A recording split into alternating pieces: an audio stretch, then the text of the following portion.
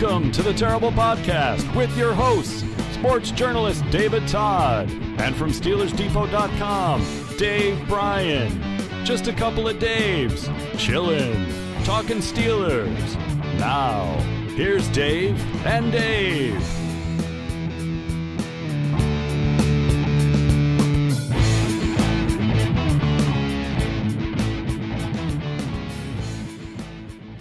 Welcome to the Terrible Podcast with Dave and Dave. He's Dave Bryan of SteelersDepot.com, the place to get your latest and greatest Steelers information. And I'm David Todd at Season 9, Episode 19. And Dave, football right around the corner. In fact, we had some football last night, but Steeler football right around the corner. Yeah, I don't know what you thought about that third look. Yeah, always Deja vu all over again. Yeah, always as the great Yogi Berra once said.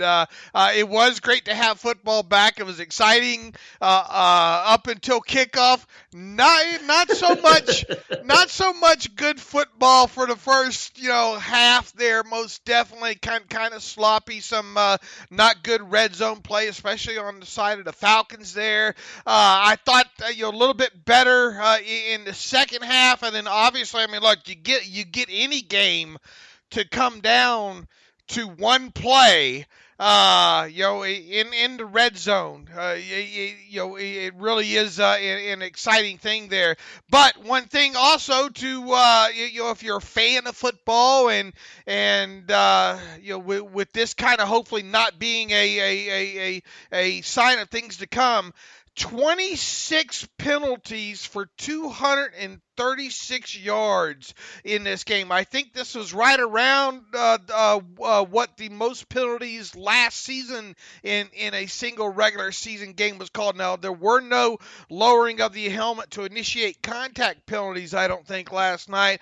But, oh, Lord, we can do, in a nutshell, it was kind of a sloppy game, and the officiating I was still scratching. I'm not sure I still know what a catch is, David. Yeah, that one play certainly to me, I'd have to watch it a couple more times to remember exactly. But when I saw it, I thought for sure it was a catch. That was the one down the sideline to Julio. Yeah, and I'll tell you, look, as much as everybody rightly so loves Antonio Brown, and he will be in the Hall of Fame, and he's an unbelievable receiver. If somebody told me they were picking first in the draft and they'd rather have Julio Jones than Antonio Brown, it's hard to argue with. I mean, they're both incredible receivers. Their numbers are insane. We're seeing, two of the all-time best receivers in the game. I mean, there's no question about it. And, Antonio Brown, I think Matthew tweeted about this last night.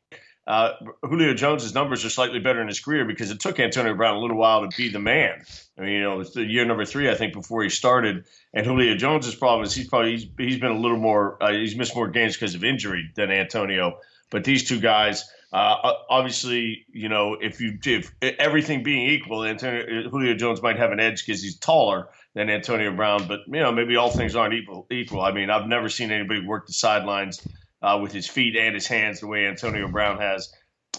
They're just incredibly fun to watch. And we see him catch 10 for 169, I think it was last night, and the Falcons only put up the points they put up. And, Matt Ryan just didn't get it done at the end of the game. He had so many chances, and he didn't give his receivers chances. It was not a pretty finish for Matt Ryan. Good teams and good quarterbacks win games like that, right? You should. You're not going to win every one of them, but you should win most. That's back-to-back for Matt Ryan. Right. You're not going to win, obviously, every one of them. And look, I mean, you can't just circle what happened last night and put a stamp on what the Falcons are going to be this year. But, I think the Eagles' offense had more of an excuse than the Falcons did. I mean, obviously Nick Foles in at quarterback, he's turned back Cinderella and all that turned back into a pumpkin there. It looks like, but he wasn't helped by his receivers. There were several drops in the game, and he's still missing one of his top receivers there. I mean, the fact of the matter that you're having to throw to Mike Wallace as many times as you had to throw to in the game speaks volumes, and the fact that you had to throw a lot of short passes. Aguilar had 8 catches for just 33 yards. Think about that. 8 catches Yeah. that's hard to do. Yeah, I mean, when you're averaging 4 a catch, it's not a Hey, lot of wide hey, receiver screens that don't go anywhere. right, and his long was 10 yards. So 7 catches for 23, 7 other catches for 23 yards. I don't care if you're running back. That's kind of hard to do. So a little bit. I thought the Eagles defense looked good. I thought the Falcons defense looked pretty good for the most part. It'll be interesting to see what happens with that safety Keanu Neal. He had to leave a couple times with a knee injury. Didn't look good. I haven't followed up on that yet, but kind of a sloppy game, and at least it kept us on the edge of our seats till the end there. Yeah, it kept us interested till the end for sure. All right, speaking of keeping us interested, our Le'Veon Bell free zone, which was my Twitter from basically the start of training camp until yesterday. So now, just flat out, for me, this is a huge surprise. I mean, I think we all expected to see, I think Dave and I'll speak for the two of us, expected to see Le'Veon Bell in camp on Monday and signing his franchise tag. And certainly if he didn't work Monday, working Wednesday. Certainly, I think we both expected him to be in on Wednesday. And now it's Friday morning and no sign of Le'Veon Bell. Dave, I think the conversation has gotten interesting for a variety of reasons. One is there's been comment from the guys in the locker room, and this isn't unexpected.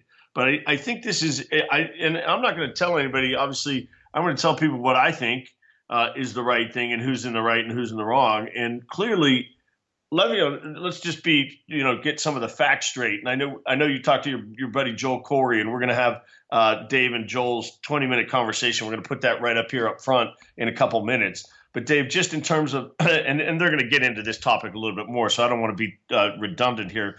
But Dave, the thing is, we've heard from guys in the locker room, and there are a couple things that let's just be very clear about. Le'Veon Bell is not breaking any rules. He's not doing anything that he's not allowed to do by the letter of the law. You can agree with his stance or disagree with his stance, but the NFL, the Players Association, bargained with the owners, and they have a CBA.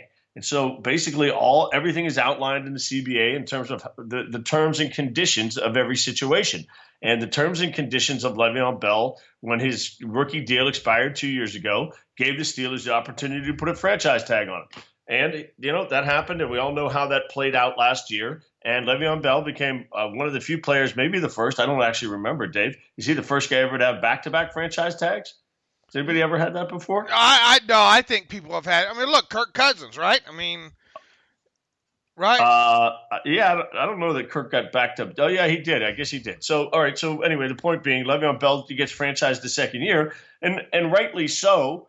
Fans, media, players all assumed Le'Veon Bell was going to handle it the same way he did last year. Well, he obviously hasn't. Now, but it's certainly within his rights. And with the Steelers, no surprise here. The Steelers organization doesn't cave to player demands. It doesn't do things differently. And so I'll open this up, Dave, and you can nail down some of these facts. But now Le'Veon Bell obviously stands to, lose, not earn. He doesn't lose any money. He won't earn $855,000 each week that he's not in and doesn't play. And that's obviously going to be the case in week one. Or certainly would appear that's going to be the case in week one. And that's a big chunk of change. And he's taken a stance here in terms of, what he wants to do. I don't really understand it, to be honest with you. I'm not surprised the guys in the locker room are disappointed and are voicing their displeasure.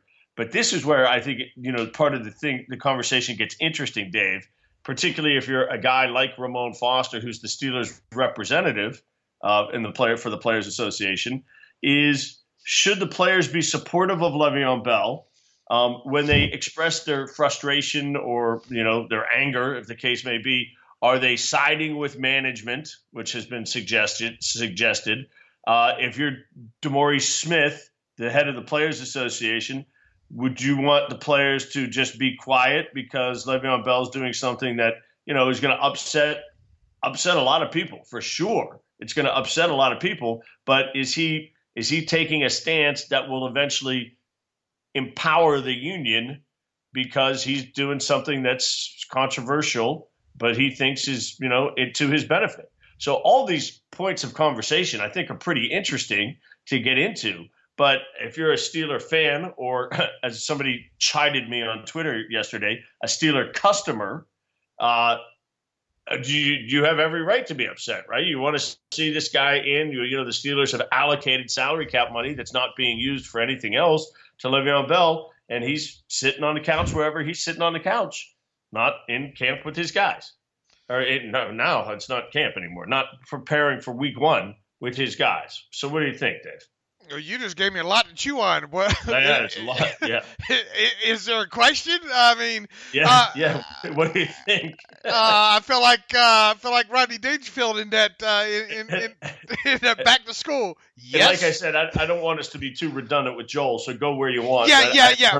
I'm just razzing you a little bit there, but look, and Joe, Corey, and I talk about this at the end too. I asked him about the unwritten rule about not talking about another man's money in the locker room, and he gave me a little bit on that as well too.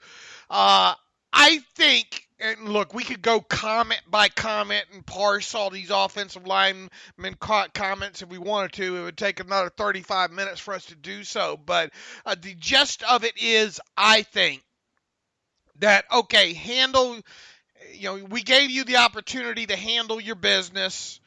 We understand why you weren't here, up until the start of the regular season, but it's not like the Steelers can do anything for you right now. In other words, the business side of it ended when we all reported, after the preseason was over, is kind of what they're saying.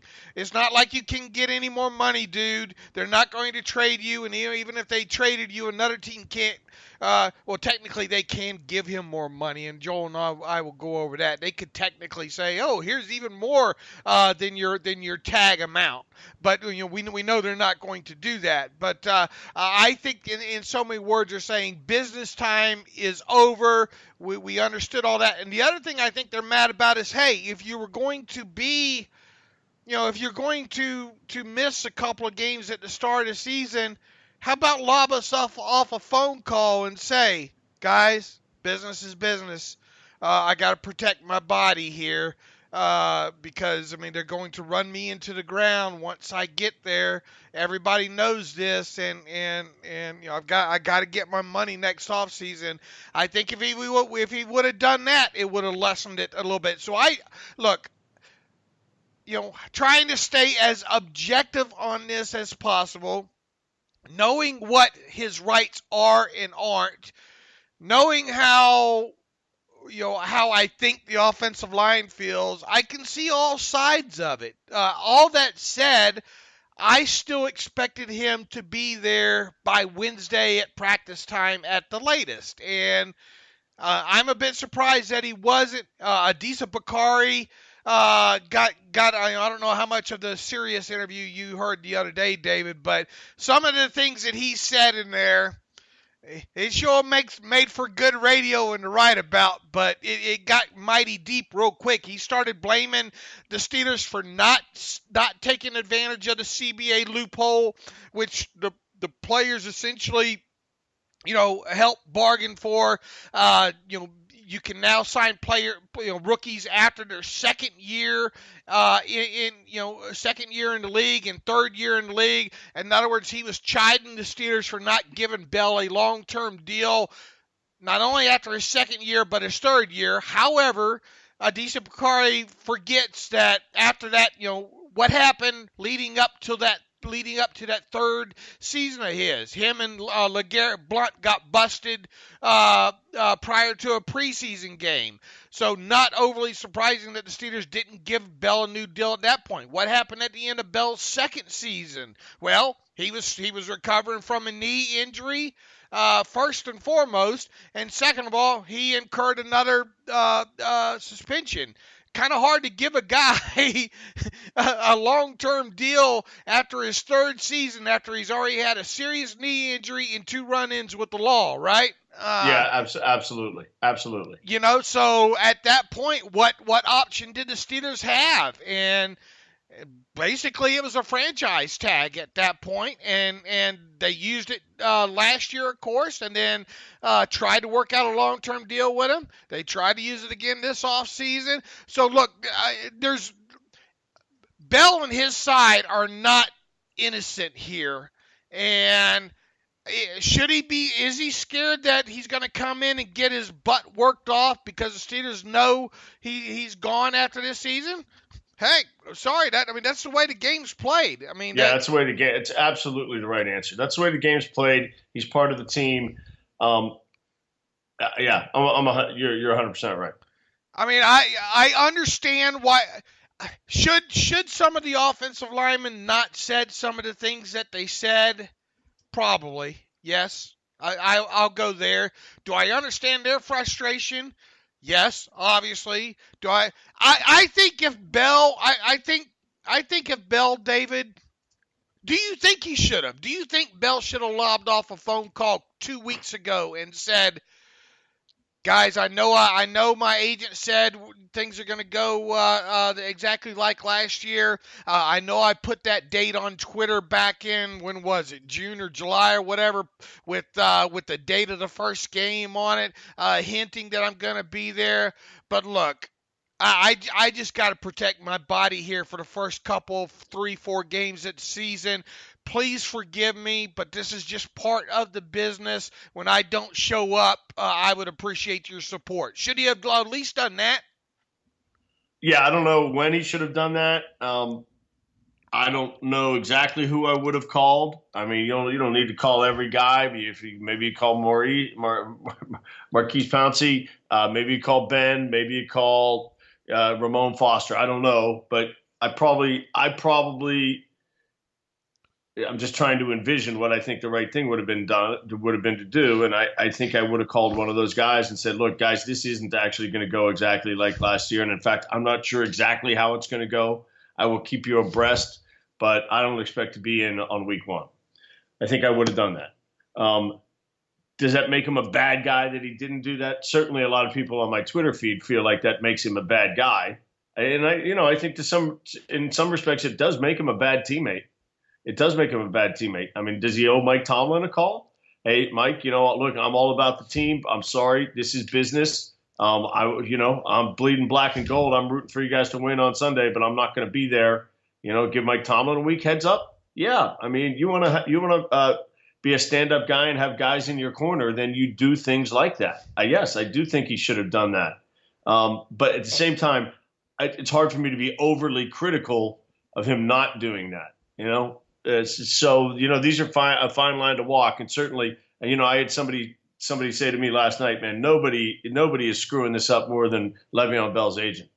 Listen, I'm not sitting in on the phone calls, but trust me, I don't think Le'Veon Bell's agent's driving this process. I think Le'Veon Bell is driving this process.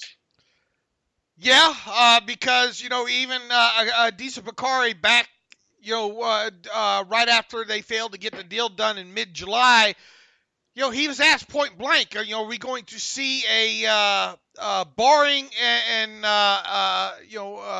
unforeseen? I forget what the exact word that he used, but barring something weird situation, he's going to be there week 1. And then just the other day, he was called on the carpet during that interview. Now, who's good radio, probably underrated? Brady Quinn. Have you listened to him? That's very funny. We were talking about Brady Quinn last night watching the game. I think Brady Quinn, I said Brady Quinn is a good analyst.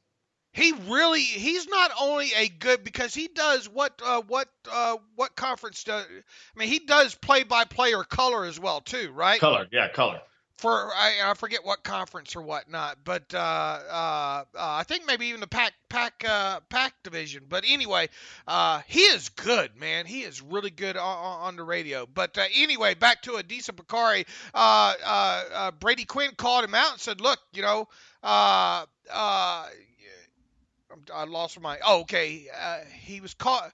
Here's where I'm losing my place here. I'm trying to pull this up on the net here. What I wrote. When reminded later during the interview that he had said in mid-July that Bell would likely be present for Week 1 unless something exceptional occurs. That's the word I was looking for. Exceptional.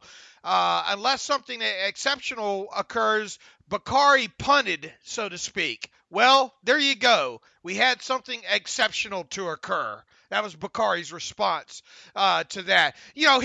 Bakari opened up with, going back to, we've been taught, these players are taught going all the way back to Little League that they should be team first players, win for the team, no I in team. And then he talks about how they get into the NFL and it becomes a business and all like that. He really did. I thought he hurt Le'Veon Bell more than he helped him. And I think this thing would, obviously it wasn't going to go him not showing up wasn't going to go over great, period. I think if his agent would just have stayed off the radio, which, by the way, that's twice now Bakari has decided to jump lob off calls to Sirius and ESPN Live right after major events with Le'Veon. It's like having your big brother come out and do your fights for you. But if Le'Veon would have just been up front with the team and had some sort of dialogue with a team leader and maybe Mike Tomlin, it still wouldn't have gone over well. But I don't think we would have as much talking points as we've had, for the first 20 minutes of this show. You know who comes out of this looking somewhat smart? Mike Tomlin. Basically said, we're going to prepare with the guys we have, and that's what he said all along. And we talked about it Monday. What are they going to do? And you know what? This is, you live and you learn. And this was not a hard lesson for Mike Tomlin because he's already learned it. Practice and prepare with the guys you have. And I'm sure literally from Monday, from even the week before, but certainly from Monday's practice on, I'm sure the Steelers have practiced like James Conner is going to be the starting back. And the other guys are going to, here we talked to, how much time did we spend talking about what the Steelers are going to do with that roster exemption when they reinstate Le'Veon Bell on Saturday? Well, there's the big reprieve, whether it's Stephen Ridley or whether it's Jalen Samuels or whomever it is. Those were the obvious candidates. Those guys are getting their Week 1 game check.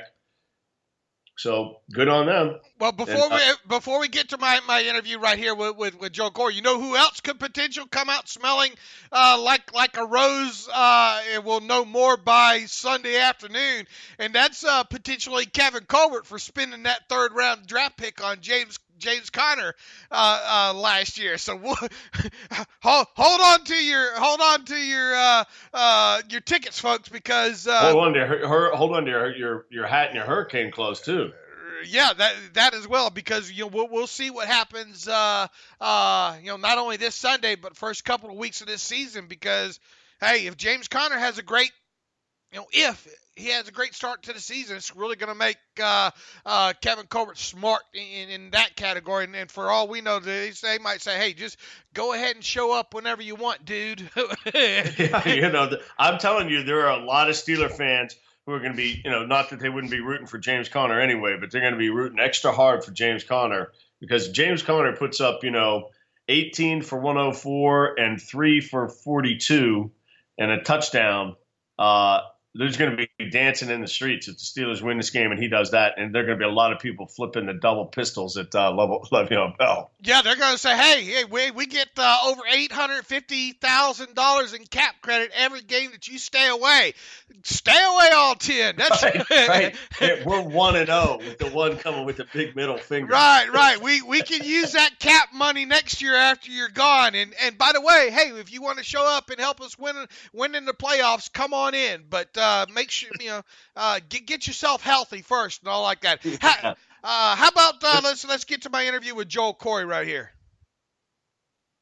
Okay, welcome back to the Terrible Podcast. My next guest is somebody you hear me talk about quite a bit on the Terrible Podcast, and you can only imagine how excited I am to have him on with us again. If you are not following my guest on Twitter and reading his work on CBS Sports, you're doing the internet all wrong. I am, of course, talking about former sports agent, NFL contracts and salary cap expert, and writer Joel Corey. You can follow Joel on Twitter at Corey Joel, and I highly suggest you do that. And if you would, please at him on Twitter and let him know that you heard this interview. Joel, welcome back to the Terrible Podcast. Oh, thanks for having me. I'm tickled pink to talk to you, especially today with all the news about Le'Veon Bell, and I wanted to go over kind of some facts and fiction, if you will. Hopefully, it'll keep a lot of Steelers fans off your timeline asking some of the same questions as well too. So first and foremost, the news came out about Le'Veon Bell not reporting today. His agent Adisa Bakari, of course, went on Sirius Radio and I think ESPN later in the day and kind of gave his stance and in so many words said, look, don't want my running back to take a beating here, because he's going to be an ex-Steeler in all likelihood after this year. Let's start first with a quick synopsis of what Le'Veon Bell's options are at this point. Sure. Everyone just assumed he was going to sign his tender and play for it like he did last year, come in Labor Day and be ready to go for the 2017 season. We haven't had a franchise player sit out an entire season since the late 90s. Sean Gilbert, University of Pittsburgh product, also Terrell Edmunds' uncle, and Dan Gilbert did that in the late 90s. You haven't had a healthy franchise player since they put the July 15th, or if the weekend falls on the 15th on a weekend, the 16th or 17th, whatever, deadline in to sign a long-term deal to miss time since that change in this 2006 CBA. JPP, Jason Pierre-Paul, wasn't healthy a couple of years ago in his franchise, so him missing time is a little bit different in this situation. Okay, now when it comes to lost money this year, obviously you take his $14.554, I think, million dollars, divided up by 17. Every game he misses, a little over $850,000 game check. How is that credited to the cap? Does it come off week by week, or will there be a cap credit that rolls over into 2019? How is that accounted for in the NFLPA? Well, his franchise tender has been counting on the cap ever since they gave him the designation back in late February, early March. Now, for each week he misses, you get the credit for the week as it goes by, just like if there's a holdout whose base salary isn't paid, that you get the credit as it occurs. So if he doesn't play this week, that's basically $856,000. I'm rounding up that the Steelers will get a cap credit for, and then it's an additional $856,000 of a cap credit they'll get if he continues to miss weeks. So that's the only bright side, that the Steelers do get some cap relief for the weeks missed. Now, I didn't think he'd miss weeks because from an NFL standpoint, not a real life standpoint, he hasn't made significant money. Don't forget that rookie contract as a second-round pick didn't pay him a lot by NFL standards. By real-world standards, yes. So he's just had the one franchise tag last year at $12.12 million is where the bulk of his money's come from. So thinking that he would miss that type of game check continually was something I didn't anticipate. We'll see if and when he reports, but that's a lot of money that's hard to try to ever make up. Yeah, I agree, and I was surprised by today's news as well. The Steelers last year, when Bell showed up, I believe it was on the Friday right after the last preseason game. He signed his franchise tag tender that Monday, which was Labor Day, and then the Steelers asked for and received a 2-week roster exemption for him. What goes into agreeing to that? I guess what I'm getting at is if he was to show up, let's say tomorrow, we know he's not, but if he was to show up tomorrow, the Steelers put him on the exempt list. Does he still get paid? How is that negotiated when it comes to money and the exempt being placed on the exempt list? Well, how the roster exemption works, you can get up to 2 weeks for guys who end up reporting late. Depends on your contract status. For a guy with an unsigned tender, you have to negotiate what the salary is going to be in advance of that player signing, how much they'll get paid during the exemption, if anything. And from a practical standpoint, I can't see Bell and his agent agreeing to less than the weekly salary that he's supposed to make during the season as the payment during the roster exemption period. So that's basically he's going to get paid during the roster exemption, or you're not, or that's going to be an impediment from coming back as well. All right. Now, what happens if he shows up right before? Now, he has the option of sitting out until, week 10, right? And if he doesn't show up by then he can't play at all in 2018. Now, what if he shows up right before the deadline and then the Steelers place him on the exempt list? He would obviously only do that if they agreed to pay him. Should they keep him on that exempt list for 2 weeks, right? Well, he doesn't need another accrued season because you have to have 4 accrued seasons for unrestricted free agency. Obviously, he had 4. He wouldn't have been in position to be franchised. So getting the accrued season doesn't really matter. You have to report by the Tuesday after Week 10's games, 4 p.m. That's November 13th this year. So they can still have the roster exemption. That wouldn't affect the year running for him in terms of, he's going to get paid for whatever weeks he's there. I guess that'd be 7, 6 or 7, depending on when the bye week is. I didn't look at the bye week. So let's say, I guess that's 7 weeks he get paid for.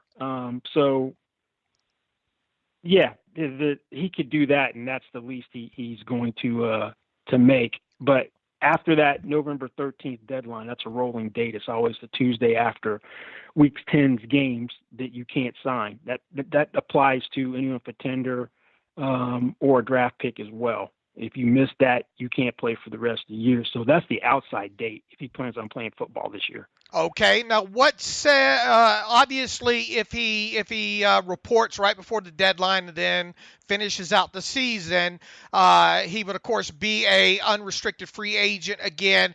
And I guess what I'm getting at here, if he sat out, let's say he decided for some reason to just go ahead and bypass the 2018 season, the Steelers would then have the right to tag him again at that same amount instead of the quarterback tag, right? Yeah, because 120% of the prior year's salary, since he wouldn't have had one this year, would be the salary from 2017. So it's the same franchise tag he's on right now. But this would count as he'd be designated as a franchise player for a third time. So it ends up being a weird result because it'd still be exclusive.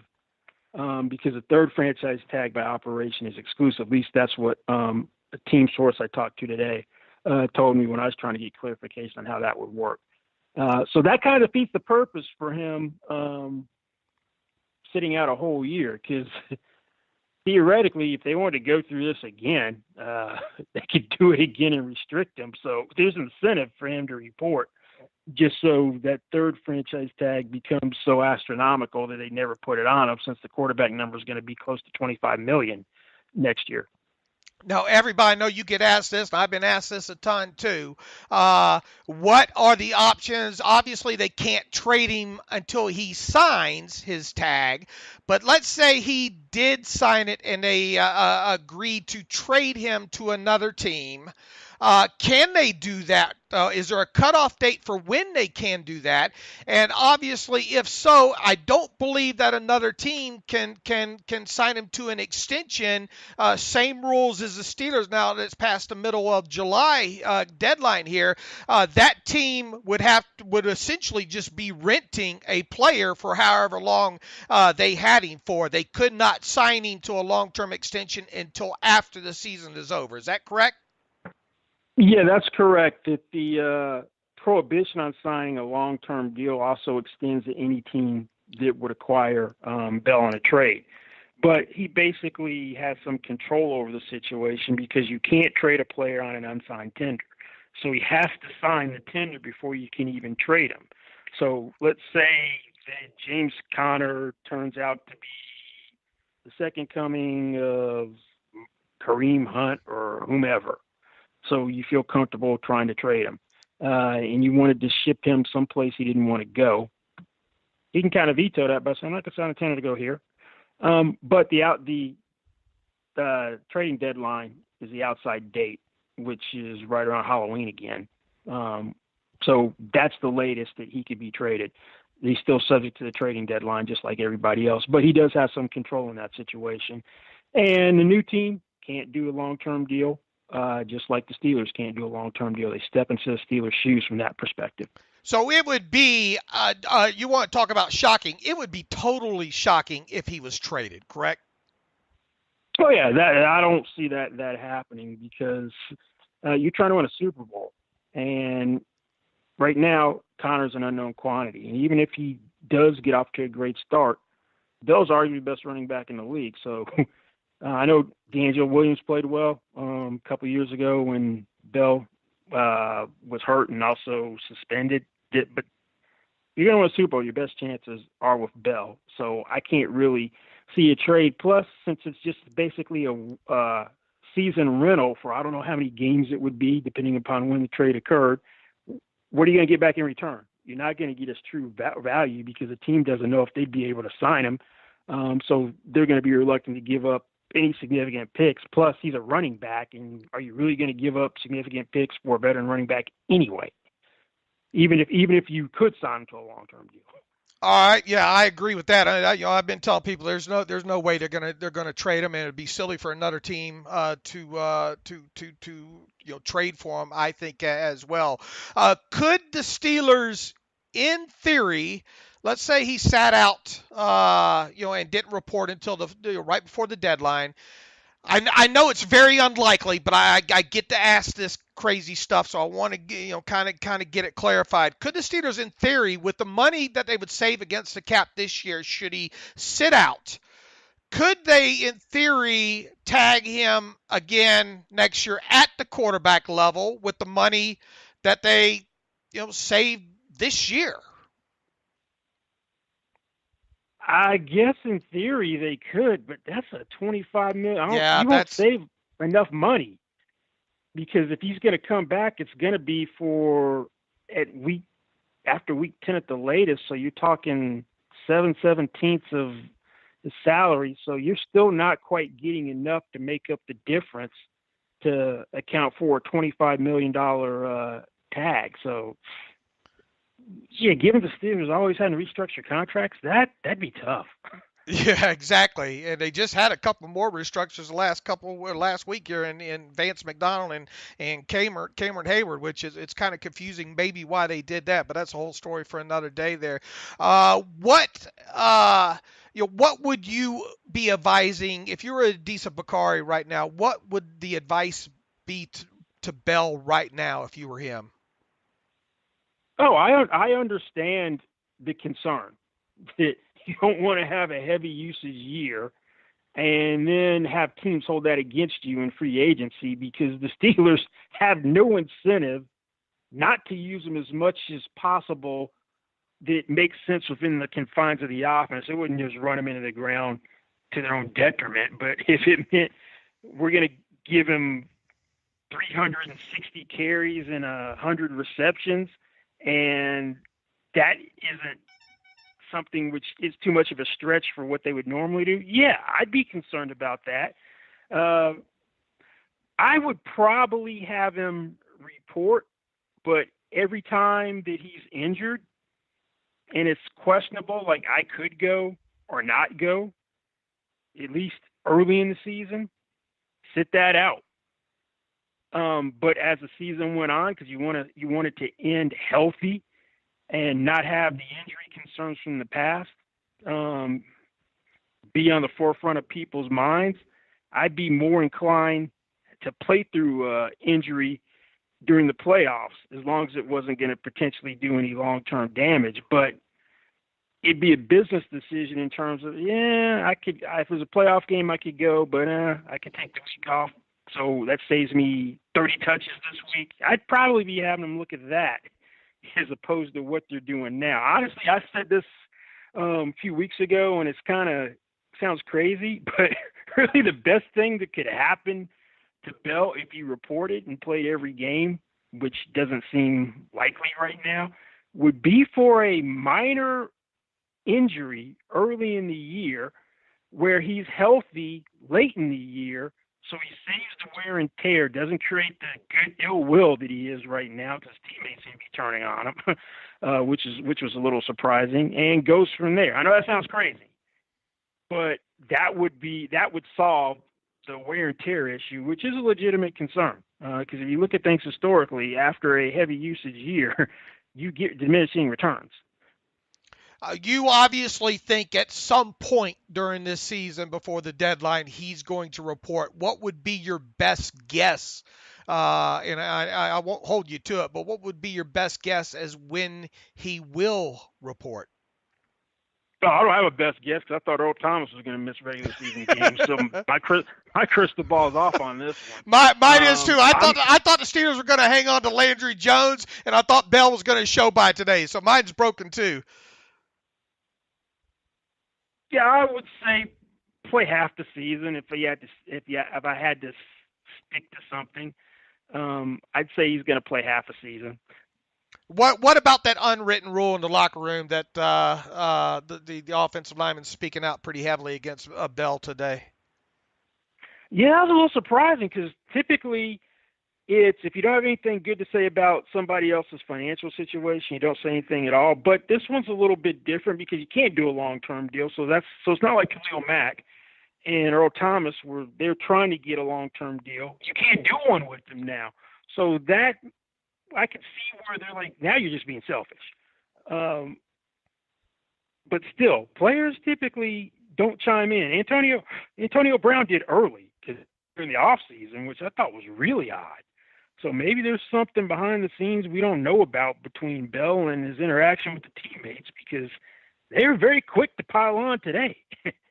Absolutely, they were. What did you think about, I don't know if you heard the interview on Sirius and all, but Adisa, in so many words, said, look, this is all a result of the way the Steelers do business, and we know the Steelers, the Bengals, the Packers are the ones that, definitely only guarantee really the signing bonus, the first-year money for non-franchise quarterbacks. It obviously prevented him from getting a deal done these last 2 years. With Bell because of the amount of guaranteed money. And also when you look at, in so many words too, he was saying, look, the Steelers had the opportunity after Bell's second year or third year to sign him long-term. And that's a good argument because of the rules in the new CBA says you can sign a player after the second season there. But you have to remember that Bell had a couple of suspensions there. Then he had the knee injury after his third season there where, how much of this is on the Steelers, and will the Steelers have to pretty soon, barring a change in the next CBA, have to start doing business differently?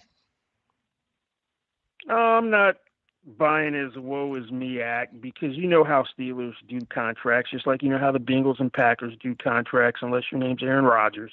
So if you're going to be with one of those three teams, that's the structure it's going to be. You are not going to reinvent the wheel structurally with any team. So if you wanted to be a Steeler, That's how it was going to be. So you were going to have to try to figure out a way to fit within the confines of their structure. Maybe it's you get them to give you a bigger signing bonus than they're accustomed to so they can preserve their guarantee structure, because that way you have so much proration hit when he's cut that's the deterrent, so it acts like a guarantee. That's probably how you would need to attack it. But if $10 million was fully guaranteed at signing of what was reported for the offer, I get why that was rejected, because that's inadequate. But you weren't going to sign him early because you had too many issues about him, either from the suspensions or from the injury. So, yeah, in theory that works great, but not in this particular case because of what was happening with the player. Absolutely. Any other final thoughts on all this? And one other thing I remember I was going to ask you is they can obviously still negotiate the price of that franchise tag up if they wanted to, and that's really about the only note. If they decided, hey, here's $18 million to get you to come in, they could do that. Obviously they won't, but that's really the only negotiation that could happen at this point with that with that franchise tag. Yeah, it's permissible that you are allowed to negotiate the 1-year deal. It doesn't have to be at the tender, but everyone who doesn't get the long-term deal and plays for the tender that I can remember has played for the tender amount. I've never seen a guy negotiate it upward. So yeah, theoretically possible. Practically speaking, highly unlikely.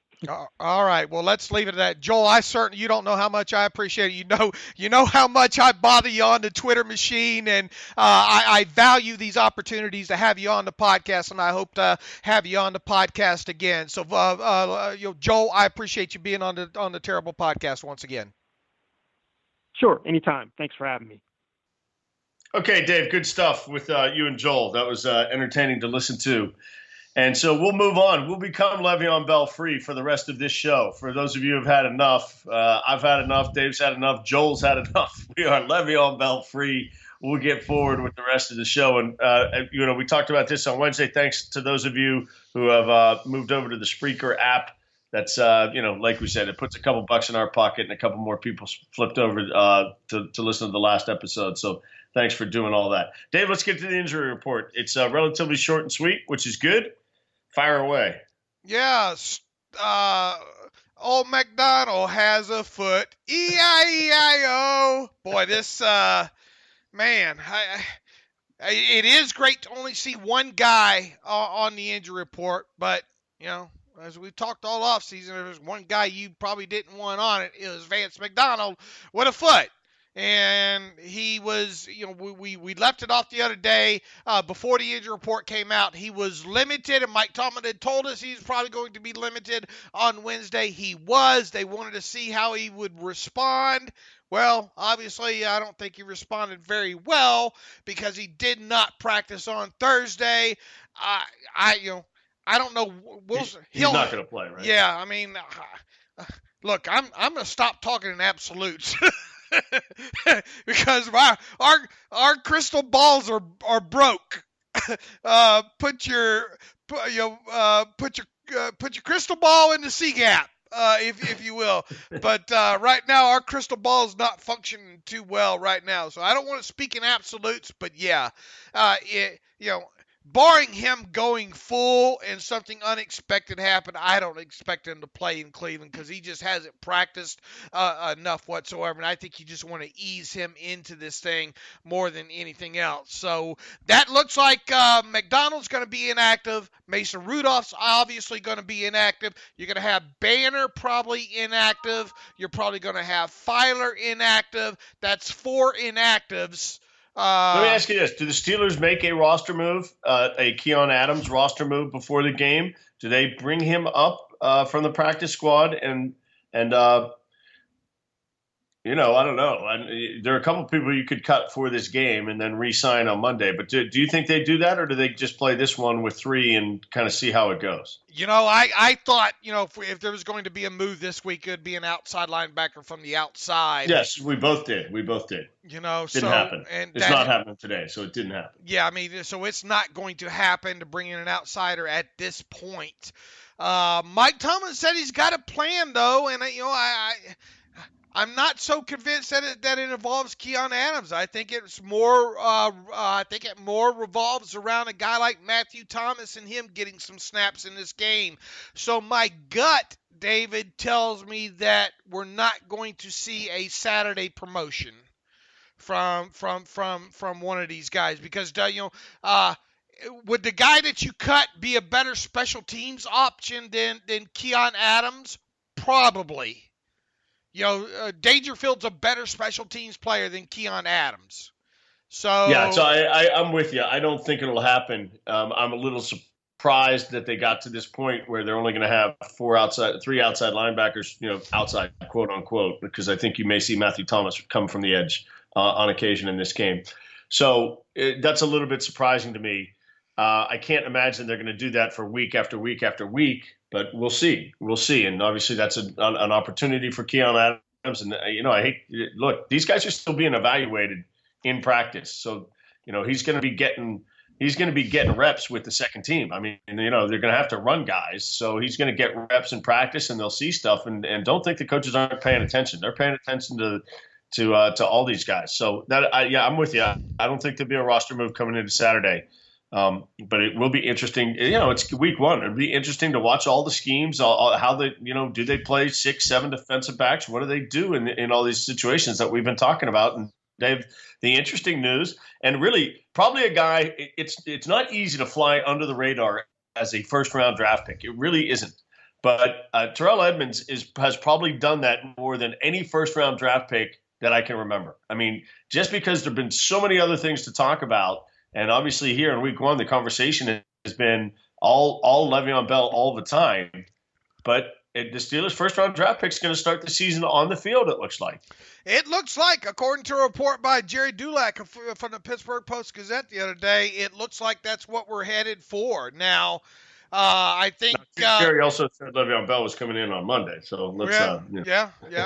Oh, one other thing I forgot to mention about Le'Veon Bell. I know I hate to remove the Le'Veon Bell freeze zone. There is a report out there yesterday by Ian Rappaport, and I don't know how much these things drive me mad because I don't know how much is this is conjecture or guess versus. Is it news? And if, all you're doing is putting out something up there to keep the news cycle, and of course we have to write about it. But he said, the estimate or the guess is right now that Le'Veon Bell is going to show up Saturday. Okay? Now, obviously, he's not going to play if he shows up Saturday, but he could technically show up and still get that week one check and not play, So I don't know how. We pass that along as a report. We'll wait and see, folks. I mean, I'm not going to say, well, there we go. He's going to be there Saturday because I've been wrong enough the last couple of 2 weeks, David. So I don't want to be wrong anymore on some of this stuff. But that's the report that's out there about Le'Veon Bell right now. The thing about when you talk about Terrell Edmunds. Is it because Morgan Burnett's not fully healthy?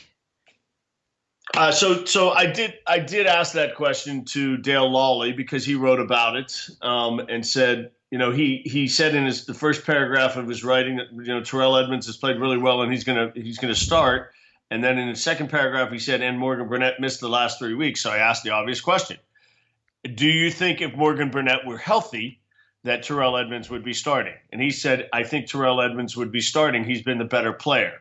Now, I don't think that would be the case. If Morgan Burnett went through training camp healthy and performed like the Steelers thought, I would think Morgan Burnett would be the starter. We're never going to know the answer to that because that's not how it went. You miss 3 weeks, you put your position at jeopardy. But just like Bostic, I don't think the Steelers were envisioning Edmunds starting. Now, having said that, I'm not there every day, and Dale and Jerry and everybody else Jerry's not there every day, but the guys who are there every day, have a better sense of that than I do. But it would be, I would think if you signed a veteran like Burnett and things had gone according to plan, Edmunds would get on the field but wouldn't be the starter. But now it looks like he's going to be the starter. I mean, is Burnett going to dress? Should we be talking about him as in that? And why isn't he on the injury report? This is going to open up a can of worms if Burnett's inactive, right? No chance he's inactive because when they get to, he's the careful. next guy. Be careful. Be careful with him. No chance. Yeah, I've been wrong on no chance. Landry Jones. That's right. I shouldn't say no chance anymore. I should just say Landry Jones. That happens. Substitute Landry Jones' name for no chance. My question is wouldn't you think that Burnett being the more experienced, and why the hell did you sign him to a 3-year contract? I mean, I understand you have to get Terrell Edmunds on the field as much as you can during his rookie season, but is he really the best option? I mean, if we're talking apples to apples, oranges at the start of the season, all things you wouldn't think so. You wouldn't think so. With health and everything being equal, I find it hard to believe that Terrell Edmunds is your best option. Now, should he be in another 4 or 5 weeks? Absolutely. I mean, that's why you drafted him in the first round, right? So, I don't know what – I got to be honest. I don't know what to think about all this. I mean – I'm with you. That's why I asked the question to those guys. And, I agree with everything you said. If Morgan Burnett had been healthy through camp, I'm sure he would be the starter. But he wasn't, so he's not. And now, are you actually going to start the kid in week 1 and then not start him in week 2? I mean, if he has he makes a couple mistakes, does he get benched? I mean, is that good for his development? I mean, there are lots of things here that are more just kind of than, okay, let's pencil him in. There's, other stuff going on with his development. So, yeah, maybe it turns out he won't be the starter, or maybe they're both going to be on the field the whole time. Maybe the Steelers are going to be, maybe we're not going to see John Bostic on the field as much as we thought. Maybe he's only going to be out there 30% of the time, and both these guys will be out there. So that's going to be, that'll be certainly probably the most interesting thing defensively to be paying attention to. And Mike Hilton, see if he's good to go. And that Mike Hilton was really good last year. I'll be really surprised if he's not out there. If he's healthy, and it sounds like he is, if he's not out there 70% of the snaps. The thing, too, to keep in mind, go back to Troy Polamalu's rookie season. It wasn't pretty to start with. Right. So don't forget about that if poor Terrell doesn't have the best showing in the first quarter of the week or so. Are you going to dress 6? I mean, you got 6 safeties on your roster. 6. Are you going to dress all 6 of them? Well, you'd think Nat dresses as the protector.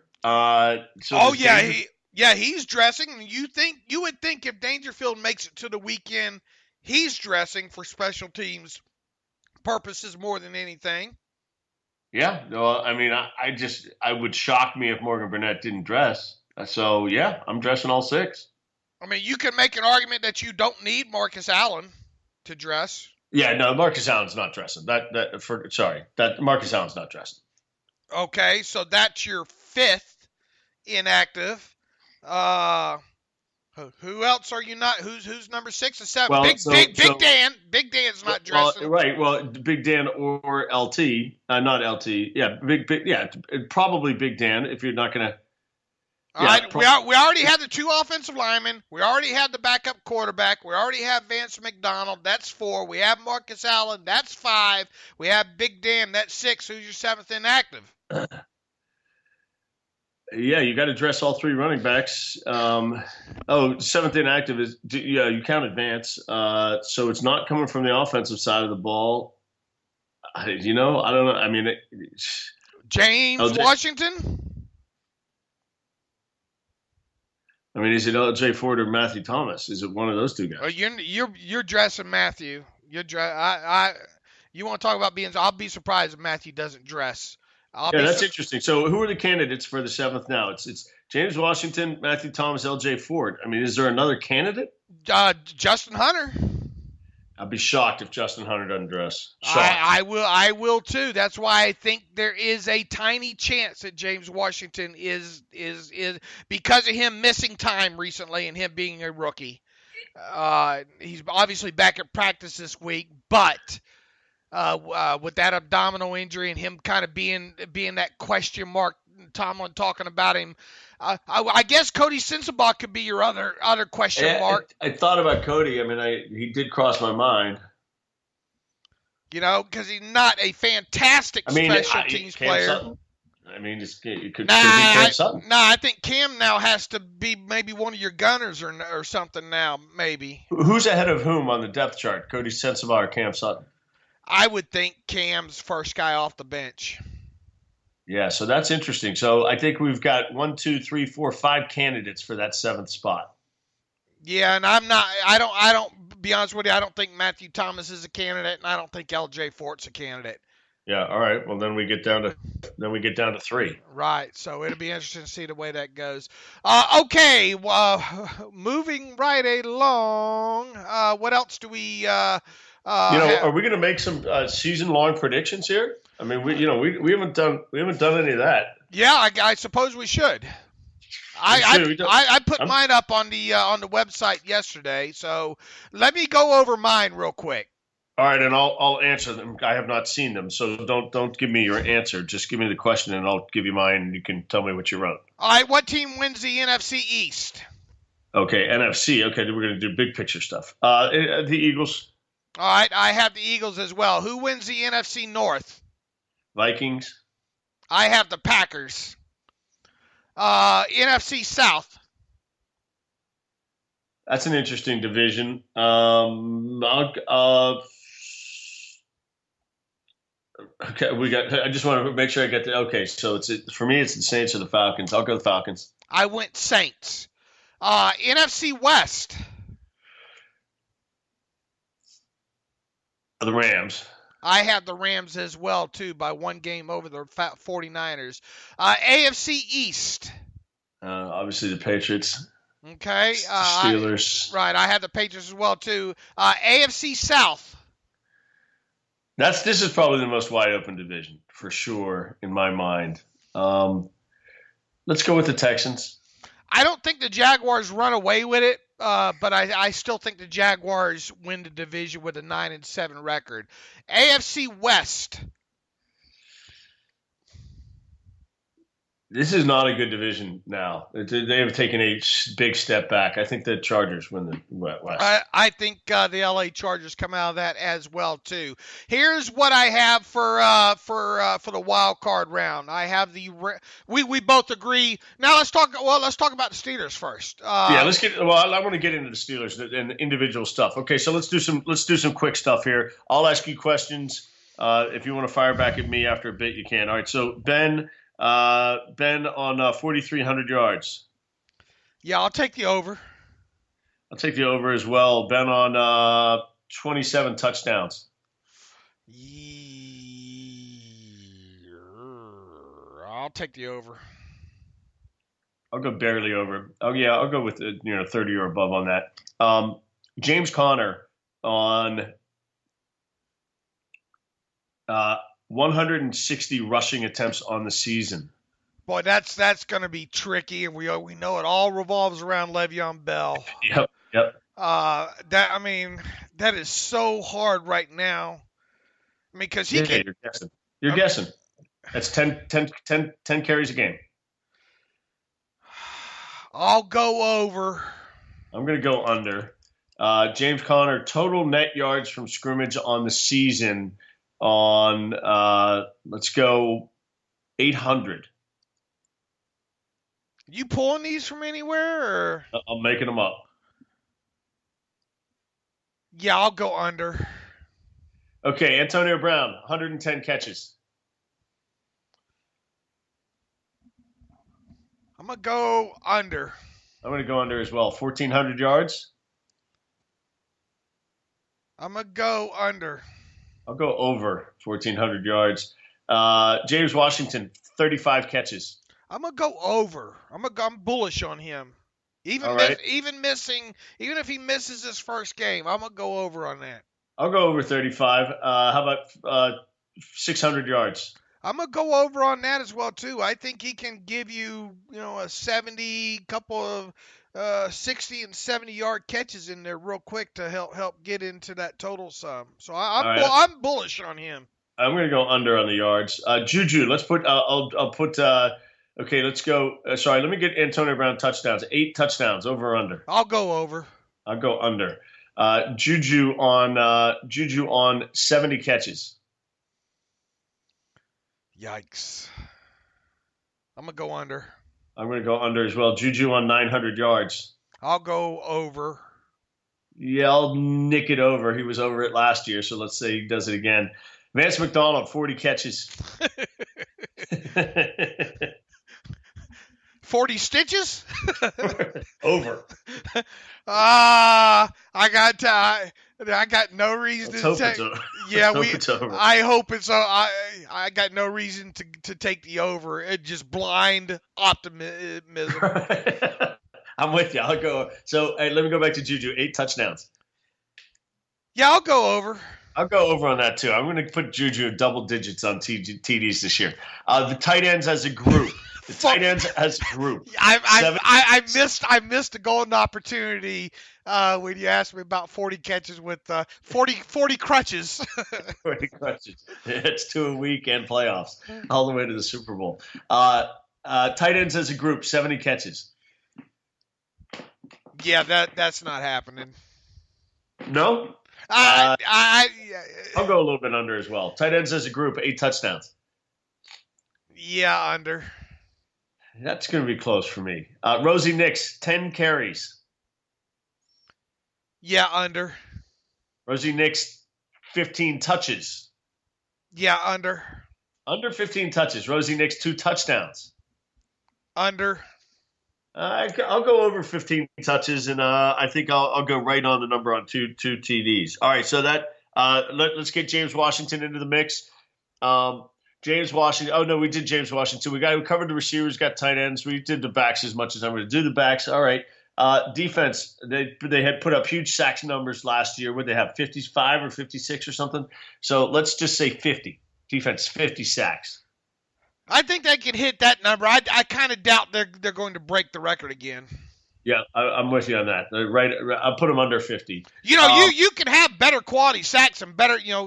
That number is just a number as far as I'm concerned. I'd settle for more that result in strips or third downs or something happens on the I think you can just get better quality sacks this year. Okay, the defensive ends, Cam and Stephon Tuitt between them, 16 sacks. Yeah, I think that's doable. If Tuitt finishes some of them this year, I think that's very doable. I'm going to go under on that. I think it's a big number. TJ, 8 sacks. Yeah, I mean that's what you got him for is double digits. So I'll say he gets 10. Yeah, I'll go over. Bud, 8 sacks. I got no reason to take the over, so I'm gonna go under. I'm gonna go under as well. Okay, let's go with the Steelers as a team. 24 interceptions.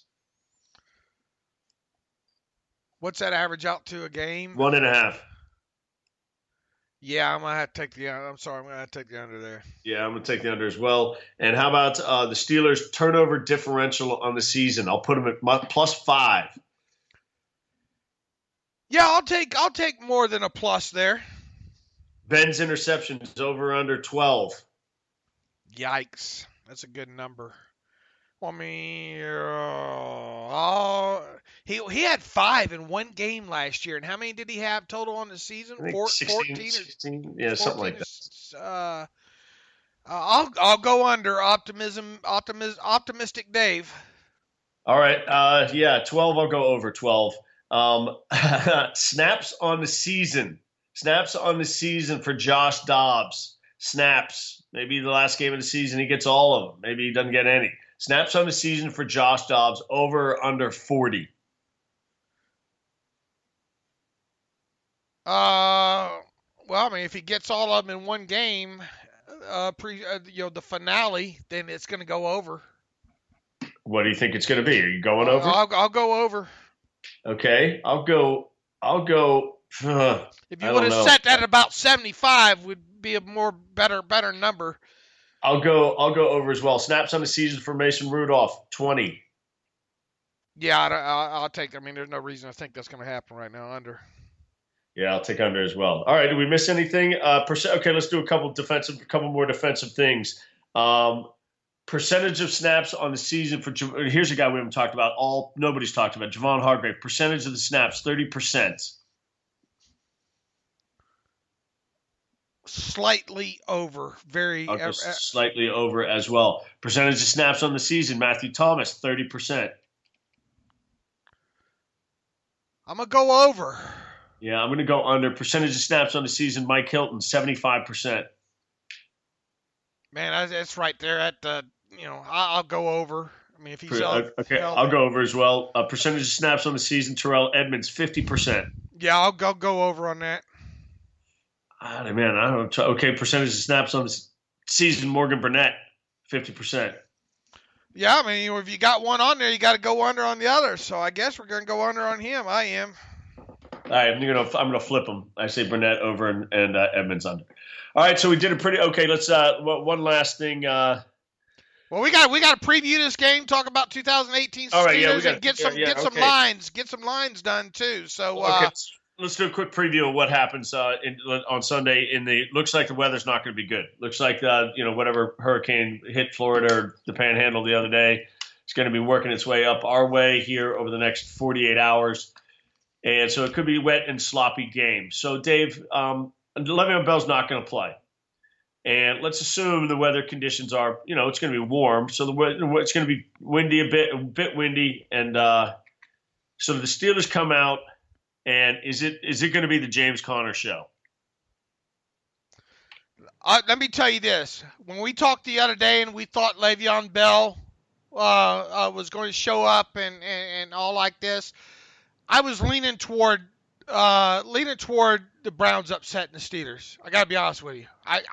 So was I, by the way, and I'm still not feeling great about this game. I think that this team's going to rally, especially the offensive line. I think they're going to really rally around James Conner in this game. I think they're trying to beat Le'Veon and the Browns all in one game. Especially the offensive line at this point. I think James is super motivated as well, too. I do think that they're going to try to run the football in this game, but obviously, Ben's still going to have 25 whatever plus attempts in this game, unless we're just talking about a torrential downpour. Here's the thing about the Browns. I get all the hype about the Browns, especially on the defensive side of football. But outside of Myles Garrett and outside of a couple of those inside linebackers on this team, how much did that defense really scare you? More scheme, I think, with Greg Williams, because I expect Greg Williams to just try to get after Ben Roethlisberger a ton in this game. I am scared of Myles Garrett. When you flip over to the offensive side of the ball with the Browns, I'm scared to death of whether or not they're able to contain Tyrod Taylor. I think that's one big aspect of this thing, and maybe that's why you're going to have Edmunds on the field a lot. You've got to make sure you don't let Tyrod Taylor beat you rolling outside the pocket or just taking off with the football when things break down there. They've obviously got a good running game, but when you look at their offensive line too, David, there's some question marks, like it or not, on this offensive line. You got old Mother Hubbard at right tackle. He might be outside of Zeitler, that right side of their line has the less amount of question marks on it. Now, if Joel Bitonio starts at left guard, then you're okay. But there's just talk that Bitonio might have to start at left tackle until this undrafted rookie free agent Harrison or whatever his name is ready. They've got some questions on from center on over on the left hand side of this line, and you got a new offensive coordinator in Todd Haley. You got not 100% Josh Gordon, who's not 100% up to speed right now. There is a lot of question marks on offense with this team, and if they run on the Steelers defense at will, shame on everybody, especially as much as Art Rooney II, Kevin Colbert, throughout the offseason said, we got to do a better job at stopping the run. In short, I think this, I think the Steelers offense will be able to handle them. I understand why this line has shrunk to what it is. To be quite honest with you, I think everybody should be disappointed obviously if the Steelers lose this game, they should be disappointed. But I think they should be also disappointed. We talk about this being a non no-win situation for the Steelers in week 1. I still believe that. If they don't win by a touchdown or more, I think people are going to be upset. Yep. I think that they will win this game by a touchdown. All right. You got a lot in there. Yeah. Yeah, so I tweeted this yesterday. I fully believe this. It's along the same lines. The Steelers-Browns narrative, it's already been written. If the Steelers play great, they go into Cleveland and they win convincingly, the narrative is absence of Le'Veon Bell brings team closer, cohesive, all pulling on the rope in the same direction. Absolutely believe that's going to be the narrative. If the Steelers, if anything else happens, which is what you said, if they win a close game or they lose this game, it's going to be the Bell distraction derails the Steelers' Super Bowl quest from the start. You know, these guys already, it's drama, it's all this other stuff. My personal opinion on this, Dave, is that Le'Veon Bell not being there isn't going to have any impact on how the Steelers play the game. They're going to go out and play the game. And look, maybe James Conner only catches 3 passes and Le'Veon Bell would have caught 7. But I do not think the Steelers are going to have an actively different game plan because James Conner is the running back and Le'Veon Bell is not. And remember, just, one of the things that, we see this all the time. If Ben Roethlisberger weren't playing in this game and it was, Josh Dobbs, obviously, or Mason Rudolph, or if they were the quarterback, the Steelers would go from, I don't know what the line is right now, let's call it 4 or something like that. They would go from 4-point favorites to underdogs. If Ben Roethlisberger were not playing, the Steelers would be underdogs. If Le'Veon Bell had reported on Monday and he were playing in this game, this line would not be 7. This line would be maybe 5. We see this all the time. If you lose a player, it may cost you 1 point. The line might move a point if a non-quarterback is not playing in the game. But, you're going to have James Conner, and the line is what it is. So, I don't think it's going to be a dramatically different result. Doesn't mean that, this goes back to what I've said in the offseason, and it goes back to the point about, should the Steelers sign Le'Veon Bell to a long-term deal? Can James Conner and whomever else backs him up, let's say Stephen Ridley's the obvious choice here just because he's more experienced going into week 1. Can those two guys give you 80% of the production of Le'Veon Bell? Well, they sure as hell can give you 80% of the production of Le'Veon Bell in the opener last year because Le'Veon Bell didn't give you any production, basically the first 3 weeks. So this is, to some degree, this is going to put that to the test. This is, we're looking at next year. And it's going to be James Conner and somebody else. It's not going to be Stephen Ridley. It's probably not going to be Jalen Samuels. It's going to be James Conner and somebody else are going to be the 2 guys in the Steeler backfield next year. So we're looking at next year a year earlier than we thought, Dave. Possibly, and like I said, I like the Steelers' chances a little bit more with Le'Veon Bell not there because of the surrounding circumstances. I was all prepared to pick the Browns in this game. I really was. Yeah, me too. But, all right, so go ahead. Let's get it. Well, should we pick the other games? Yeah. Why don't you tell my bookie? Yeah, why don't you tell people a little bit about my bookie, Dave? Somebody said that my excitement really goes up when I read this, when I talk about my bookie, Dave. And I said it's because my bookie's putting money in Dave and Mark's pocket that we put right back in my bookie. Since we started the terrible podcast, which I did last night, by the way. Well, yeah, I got one. At least I can say at least on one day of the season I was ahead of you, so I'm up on you 1-0. 9 years ago, look, we've been asking. People ask us for betting advice all the time. What team? Blah blah. The drill. Look, Dave and I do our work. You're going to hear us make our picks, and hopefully we're 60%. But for you, it matters who you pick. And some weeks, are better than the others. But if you think who's going to win this weekend, you got to check out mybookie.ag. Remember, who you're betting on is just as important as who you're betting with. And that's why we tell people MyBookie. Trust us, we wouldn't be telling you if we didn't think it was a great site. They've been in business a bunch of years. They have great reviews online. Their mobile site's easy to use. Lay some cash down and win big this weekend. Penn State, 8 o'clock Saturday night. Penn State by 8.5. Dave and I would only recommend service to our listeners. It's been good to us. That's why we're urging you to make your way to mybookie.ag. You win, they pay. Here's one of the features I love. In-game live betting. Most rewarding player perks in the biz. And for the fantasy guys, you can bet the over-under on how many fantasy points your guy will score each game. So, not just you have your fantasy team. You can really juice it up on individual players. That's a feature that, you're not going to get it every other place. And if you join now, MyBookie's going to match your deposit dollar for dollar. Use the promo code TERRIBLE, the Terrible Podcast. Activate the offer. We don't get any VIG on that, but you get special VIG. Listen to this. Up to your first $1,000, they'll match it 100%. So you get in there, you put 1,000 in, you got 2,000 in your account. That is a good deal. First deposit 100% up to $1,000. Visit MyBookie online today. That's MyBookie, MyBookie.ag. Don't forget to use the promo code TERRIBLE when creating your account and claim the bonus. You play, you win, you get paid. And the man paid me last night, Dave, as I came down to the last play, and that's why I tell people, don't get too impressed with yourself when you win or lose, or don't get too down on yourself when you win or lose, because last night's game was a coin flip to the last play. If you had the under, Dave and I both had the under. We got that right. But, we're flipping coins to see who was going to win. It came out my way as the Eagles come out on top. I only protected myself by 1 unit on the under. Yeah, I was thinking the other day about us. I know we're running along here, but I think people enjoy some of my stories. I was thinking the other day, standing out. We had this sports bar in Savannah called Coach's Corner, and we were talking about the old payphone thing and lining up to call the man and all like that. The thing about it is the line outside of that place to get on the payphone was long. It was usually a good 10 to 12 long, but the thing about it is that line moves so fast. Yeah, what's the line?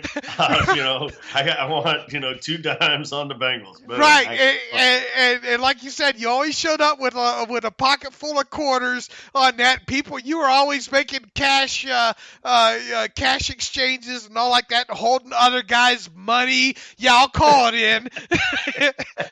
Yeah. I mean, it brought back a lot of memories. All right, let's get to some. Let's get to it. All right, so some good first week games. Let's start the card off with a very good one. San Francisco, your boy Jimmy Gropp goes into Minnesota with their new guy Kirk Cousins. My new guy Kirk Cousins. 6.5. Is that enough for you to get in your man Jimmy Gropp's corner for week 1? I'm bullish on Jimmy Garoppolo. I think I wouldn't be surprised if the 49ers win this one outright. Give me San Francisco on the road plus 6.5. Never lost a Jimmy Garoppolo start, if I remember correctly, right? I don't. 7-0 with him at the end of last year, 5-0, whatever it was. Jimmy Garoppolo, I think they went clean when he took over. But give me the Vikings. Give me the. That's my Viking. The famous horn. If you couldn't tell, I got the Vikes. They sneak it over and win by a touchdown. The Bengals go to Indianapolis. We got Captain Andrew Luck back at the helm, leading his forces against the fiery.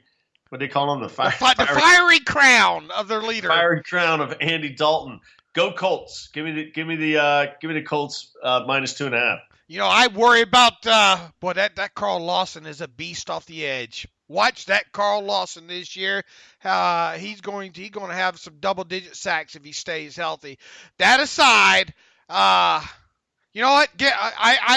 I'm going to give the Bengals some respect in week 1 here. Give me the Bengals plus the 2.5.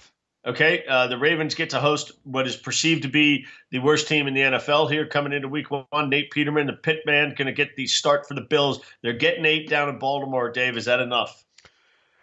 I think it is. I think Baltimore wins this, but I think Buffalo keeps it close. I'm on some dogs this week. Give me Buffalo plus the 8.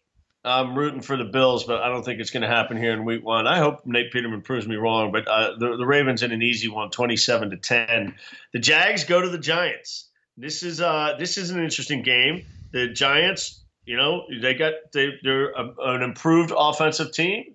We're going to see my man Saquon Barkley in the backfield for the Giants, but they're a 3-point dog at home against the Jags. Was 2017 a mirage, Dave? Did the Jags come out 1-0? Boy, what's the narrative going to be if they go up there and they lose on the road to open a season there? I don't think that's going to happen. But I think the Giants. I think the Giants managed to cover this somehow. The Jaguars win, but it's like a 2-point game. So give me the Giants plus the 3 at home against the Jaguars. Jeremy, my brother-in-law, this one's for you, baby. I'll take the Giants plus the 3. I'm not an Eli fan. I am not a Giant fan, but I like Saquon Barkley.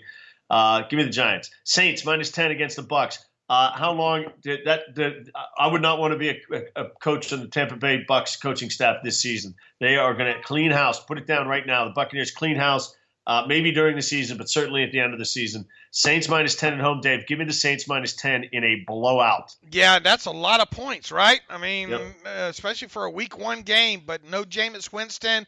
I'm with you. Dirk Cutter and that staff, they're in for a long season, I have a feeling. So I'm with you. Give me the Saints lay that big number at home to open the season. The Texans go up to New England. Am I remembering correctly? Did New England start 2-2 last year and lose to the Texans? Or we know they lost the opener to the Chiefs, so they should have lost to the Texans. I can't remember the game. They're getting 6.5, Dave. Give me the points with the Texans and Deshaun Watson here. Look, I did tons of respect for the Patriots, but I think the Texans are a good football team. I think they keep this game close. New England did start the season last year 2-2 in the first 4 games. They lost the opener against the Chiefs, and they lost in Week 4. Remember that back and forth game with the Panthers in Week 4, and that game. They just barely beat the Texans earlier, right? Right, 36-33 in a game that I believe was at in New England. In New England as well too. I like the way you're thinking here, and remember I said that I think that we could maybe see a repeat of a 2-2 here. That receiving core is not great to start the season for New England. A lot of question marks about them. I'm not saying New England necessarily loses this game. It wouldn't surprise me if they did. But yeah, I'll hop on the Texans plus that 6.5. Okay, Dolphins plus 2 at home against the Titans. Give me the Titans on the road to win this. I'll take the Titans.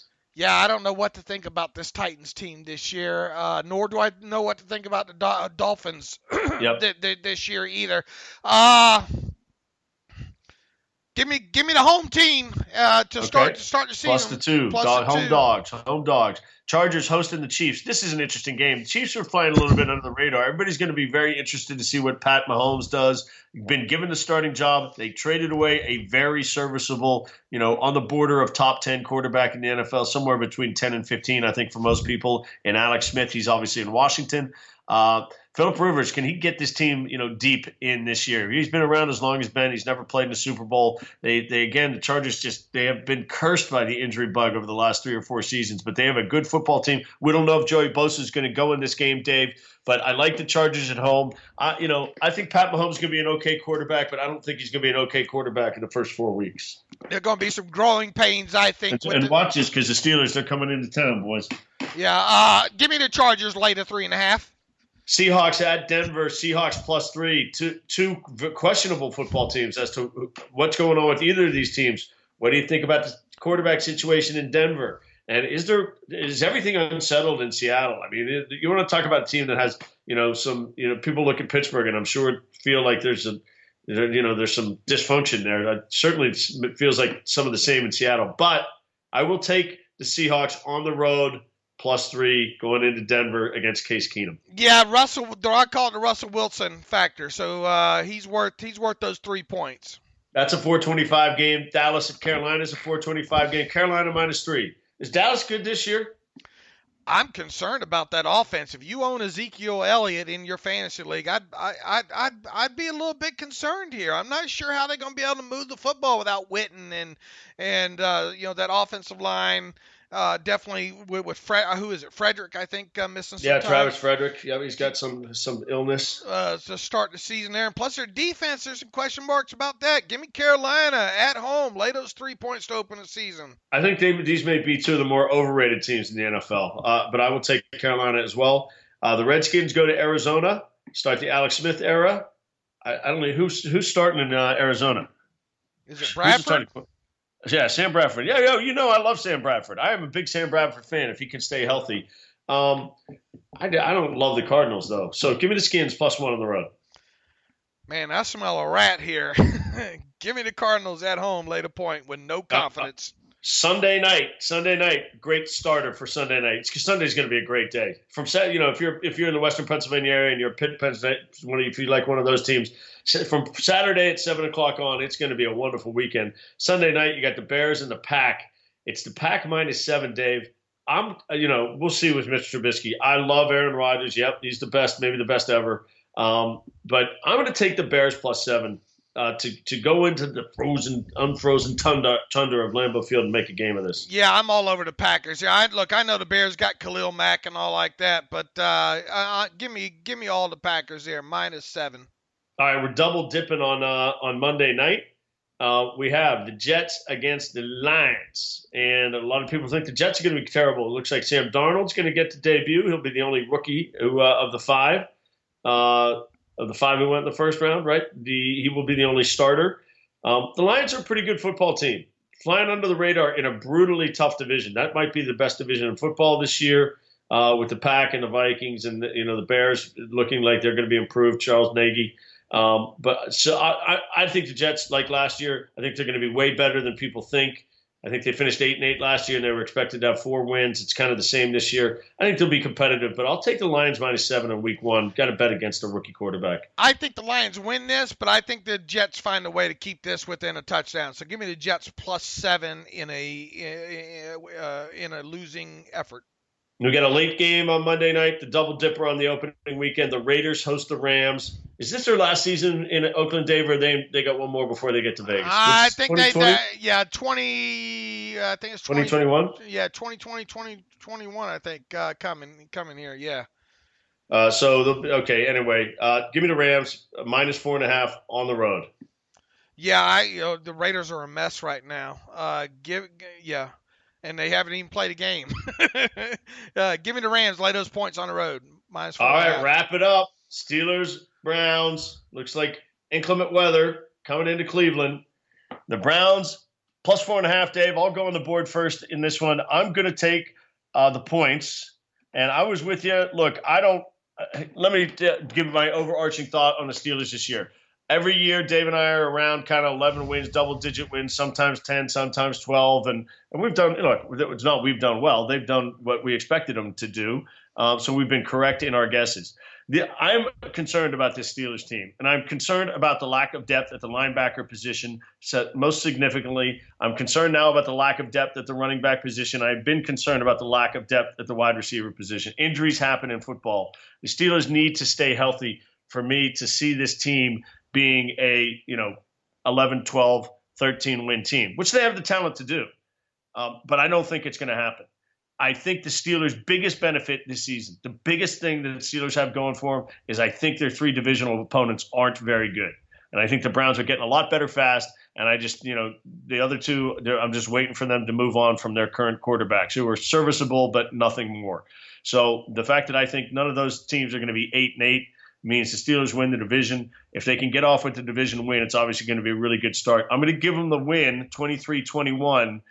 They don't get the cover, and I'm only giving them 10 wins this season. I'm concerned about this Steelers season. I don't think it's going to go off the rails, and it's not because of Le'Veon Bell. That's not my concern. The lack of depth, and I realize it's the cap era, and the Steelers have 14.5 of unused cap money right now, sitting somewhere in Le'Veon Bell. But it's I'm going into the season a bit concerned, Dave, about the lack of depth, and I don't think the defense is as good as it was last year when it started the season. And played, defense was pretty darn good until Shazier got hurt, and then it was pretty darn bad the rest of the way.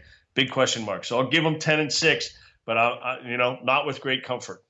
I have them winning this game 23-16 after changing my mind after the whole Bell thing and everything associated with that. No sense getting back into that, but I will tell you this: I have the Steelers coming out of the AFC North. Normally, I stick on either 11-5 or 10-6. I'm going to go with the 11-5 this year. I think they get hung up a couple of times. Hopefully not week 1 isn't one of those. I actually have them losing. I actually have them starting 5-0, losing to Cincinnati. Week 6, I have them losing to Jacksonville. I have them losing to the Chargers, New England, and New Orleans late in the season. So I have them, fans will be panicking according to my calculations late in the season as they lose back-to-back games to, I think it's New Orleans or New England and New Orleans. However, I have them winning the AFC North. I have them, I think, being the number 2 seed once again. I have them beating the Jaguars this time in the divisional round of the playoffs instead of losing to them. I have the Chargers actually beating the Patriots in the other divisional round game. You made it easy for yourself. Yeah, I have these. Shortest distance between 2 points is a straight line, right? Yes, that doesn't go through New England. Yeah. Right. Yeah, one that doesn't go through Foxborough. I have the Steelers beating the Chargers in the AFC Championship game, and optimistic Dave. Look, I have a Steelers website. I have a Steelers podcast. I gotta pick them. Super Bowl 53. I had the Steelers beating the Packers.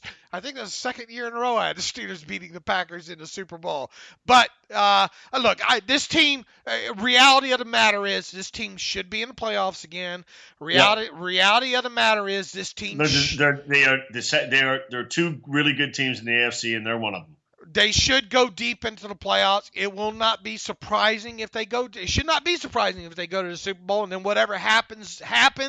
I'm with you. There is concerns about the defense here, especially in the middle of it.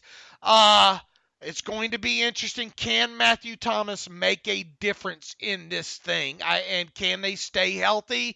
And can Terrell Edmunds get up to speed quick enough? If Edmunds and Thomas can get up to speed quick enough on this thing and help in the middle of this defense, I think it's going to do wonders, because I think if up front, if Hayward and Tuitt, they stay healthy and all other factors stay in line, look, the offense should put up points, yada, yada.